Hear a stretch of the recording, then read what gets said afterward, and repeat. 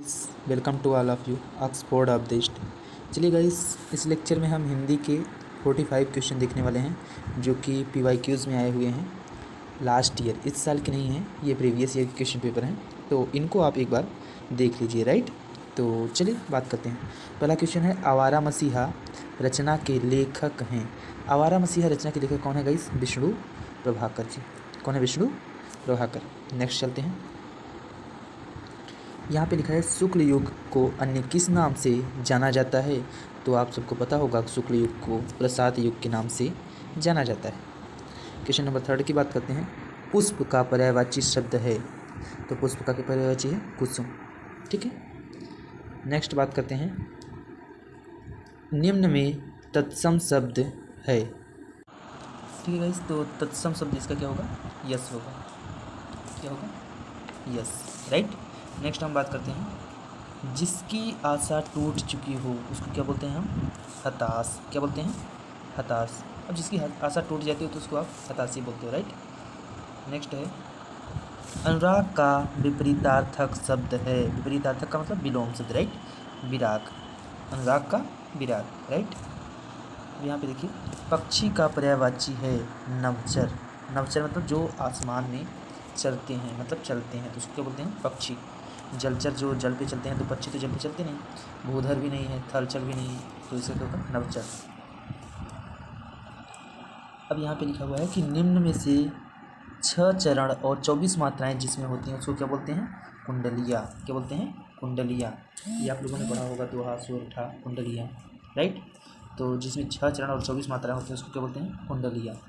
भवनम का संधि विच्छेद है भोधन अनम। क्या है? भोधन अनम। राइट, नेक्स्ट हम बात करते हैं। सच्चरितम का संधि विच्छेद होगा सतधन चरितम। सतधन चरितम। इसमें आप हलंत उलंत को अच्छे से देख लीजिए, क्योंकि इसी का खेल है। देखिए, लगभग हल्का हल्का चेंज किए हैं वो, तो आप इसको अच्छे से देख लीजिए। सतधन चरितम। नेक्स्ट बात करते हैं। प्रतिदिन में कौन सा समास है? प्रतिदिन में अव्ययी भाव समास है। कौन सा है? अव्ययी भाव। प्रतिधन दिन मतलब प्रतिदिन, तो इसमें अव्ययी भाव है। राइट, वर्तनी की दृष्टि से शुद्ध शब्द है व्याप्त। क्या है? ये शुद्ध है। याद रखना गाइस, यहाँ पे हम आपको PYQs बता रहे हैं ताकि आप इनके आंसर्स को याद रख लीजिए। हिंदी में अब इतना टाइम नहीं है कि आपको कम्प्लीटली हिंदी पढ़ने की ज़रूरत है। 10 दिन से कम ही आपका एग्जाम बचा है। आई थिंक 9 दिन बचा है PG81 वालों का। तो 9 दिन में आप कितना कर सकते हो? जितने MCQs देख सकते हो उतने ही देख लीजिए। बाकी की स्ट्रेटेजी आप अपनी बना लीजिएगा किस तरह से करना है। यहाँ पे देखिए, फूल से मुँह से फूल झरने का मतलब क्या है? मुँह से फूल झरना मतलब कि मिठास, बोली में मिठास होना। राइट, यहाँ पे देखिए क्या लिखा है। सोते सिंह को जगाना मतलब बलवान से छेड़छाड़ करना। कोई बलवान अगर है तो उससे आप छेड़छाड़ कर रहे हो, तो उसका मतलब क्या है? सोते सिंह को जगा रहे हो आप। नेक्स्ट है, यथार्थ का विपरीतार्थक शब्द है। यथार्थ का विपरीतार्थक शब्द, तो यथार्थ का हमने बता दिया काल्पनिक। राइट, इसको आप देख लीजिए। राइट, अगर गाइस आपको कोई भी क्वेश्चन का आंसर गलत लग रहा है तो आप कमेंट करिएगा। राइट, तो उसको जो बच्चे, हो सकता है एक आध ऑप्शन हो सकता है हमसे गलत हो जाएगा कहीं पे, तो उसको आप एक बार ज़रूर चेक कर लीजिएगा। जो आपको भ्रम होगा जिस क्वेश्चन में, उसको आप चेक कर लीजिएगा। राइट, अब चलिए हम बात करते हैं नेक्स्ट। भारत भारती के रचनाकार कौन है? राइट, तो मैथिली शरण गुप्त हैं भारत के। राइट, भारत भारती के रचनाकार कौन है? मैथिली शरण गुप्त। नेक्स्ट बात करते हैं, कौन सी रचना महाकवि निराला की है? तो निराला जी की जो है गाइस वो है अनामिका। राइट, नेक्स्ट बात करते हैं। आधुनिक का विपरीतार्थक शब्द है पुरातन। ठीक है, आधुनिक मतलब आज, पुरातन मतलब पुराना। राइट, नेक्स्ट है, जो दिखाई ना देता हो उसको क्या बोलते हैं? अदृश्य, गायब।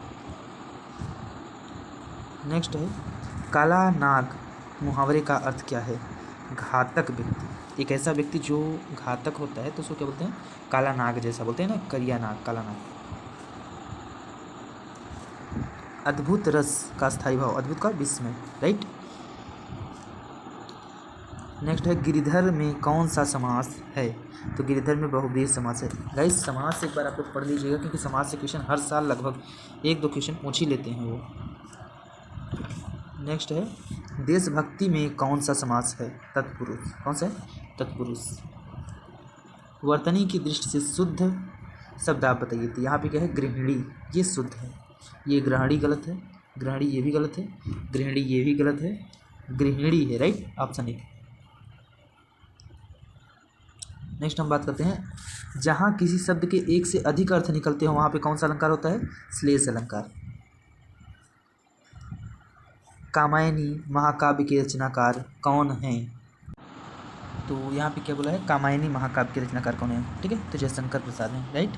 नेक्स्ट बात करते हैं कौन सी रचना तुलसीदास की नहीं है? तो तुलसीदास की रचना कौन सी नहीं है गाइस?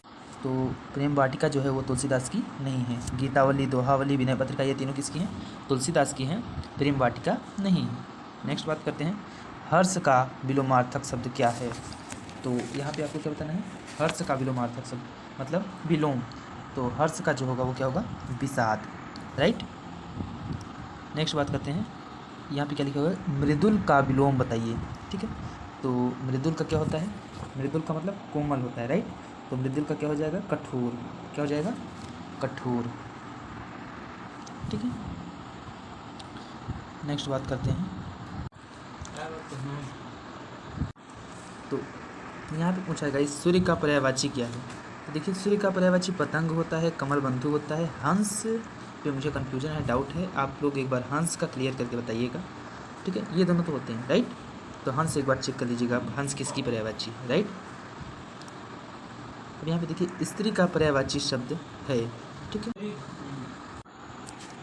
गाइस। यहाँ पे पूछा है स्त्री का पर्यायवाची, राइट। तो प्रमदा है, कलत्र है, अंगना एक बार आप चेक कर लीजिएगा अंगना है कि नहीं है। इसका हमने देख रहे थे, हमको मिला नहीं है, तो एक बार आप लोग इसका चेक कर लीजिए। और जैसे ही आपको पता चल जाएगा हमको कमेंट सेक्शन में ज़रूर बताइएगा कि अंगना स्त्री का पर्यायवाची है या नहीं है, राइट। आगे चलते हैं जो श्रद्धा करने योग्य हो उसको क्या बोलते हैं? उसको क्या बोलते हैं गाइस? श्रद्धेय, राइट। जो श्रद्धा करने योग्य होता है उसको क्या बोलते हैं? श्रद्धेय। नेक्स्ट बात करते हैं इंद्र का अखाड़ा मुहावरे का उपयुक्त शब्द है। इंद्र के अखाड़े का जो अर्थ होता है गाइस वो विलास में डूबा हुआ समाज। क्या होता है? विलास में डूबा हुआ समाज है। नेक्स्ट है चूना लगाना मुहावरे का उपयुक्त अर्थ है। तो ये तो सबको पता होगा, नुकसान पहुंचाना। नेक्स्ट है उज्ज्वल का संधि विच्छेद है, ठीक है। इसको आप कंप्लीटली तैयार कर लीजिए क्योंकि ये क्वेश्चन 2 से 3 बार आ चुका है। 2019 में भी आया था और 20 में भी आया था, और ये आप देख लीजिए ये शायद 15 का पेपर है, 13 या 14 का है, तो उसमें भी आया हुआ था। तो इसको आप जरूर याद कर लीजिएगा। उज्ज्वल का जो है संधि विच्छेद क्या है, ठीक है। इसका आंसर हम आपको बता देते हैं, उत्धन ज्वल। क्या है? उत्धन ज्वल। नेक्स्ट बात करते हैं 32 निरादर। निरादर का संधि विच्छेद क्या है, ठीक है। तो निरादर का संधि विच्छेद जो है गाइस वो निधन आदर है। क्या है? निधन आदर। इसको भी आप तैयार कर लीजिए। नेक्स्ट है परमेश्वर में कौन सा समास है? परमेश्वर में कौन सा समास है? तो यहाँ पे कर्मधारय समास है, राइट। उसके बाद मदान्ध में कौन सा समास है? तो मदान्ध में तत्पुरुष समास है। कौन सा समास है गाइस? तत्पुरुष। करुण रस का स्थायी भाव क्या होता है? तो करुण रस का स्थायी भाव शोक होता है। आपको पता होगा, 1 मिनट, ये तो पेन ही नहीं चला। शोक होता है, राइट। नेक्स्ट बात करते हैं गाइस, यहाँ पे क्या दिया हुआ है? संत हृदय नवीन समाज में कौन सा अलंकार है? तो यहाँ पे कौन सा? व्यतिरेक। कौन सा अलंकार है? व्यतिरेक।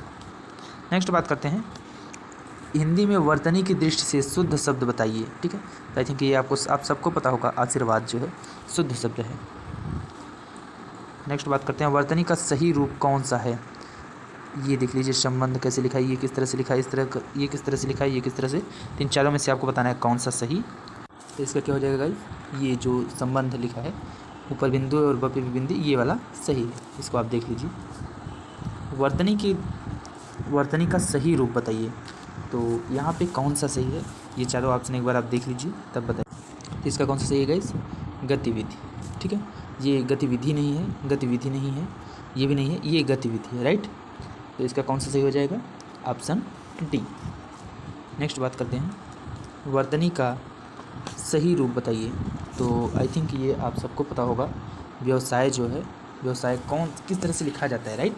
तो व्यवसाय जो है आप, तो इसका जो ऑप्शन है ये आप देखिए, व्यवसाय ये गलत है, और यहाँ पे व्यवहारिक लिखा है, यहाँ भी व्यवहारिक, ये व्यवहारिक जो है आपका सही है, ऑप्शन डी, राइट।